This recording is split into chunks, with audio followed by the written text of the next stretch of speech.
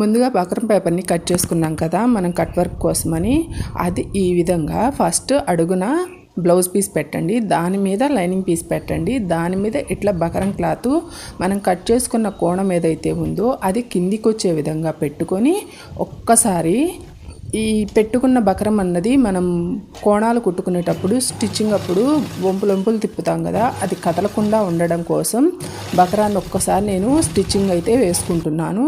Iron box ఉంటే ఒకసారి iron చేసుకున్నా కానీ కరెక్ట్గా ఉంటుంది. మళ్ళీ ఇంకా అది పెట్టడం తీయడం ఎందుకని చెప్పేసి నేనైతే ఇలా ఒక కుట్టు అన్నది వేసుకుంటున్నాను. కుట్టు వేసుకునేటప్పుడు కూడా కొంచెం పైకి పెట్టే వేసుకోండి, ఖర్చుల్లోకి మళ్ళీ జారిపోకుండా ఉంటుంది.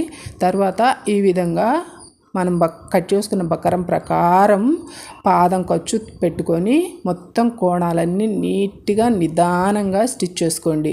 మీరు ఎంత నిదానంగా కుట్టుకున్నా కానీ ఫినిషింగ్ అనేది నీట్గా వచ్చే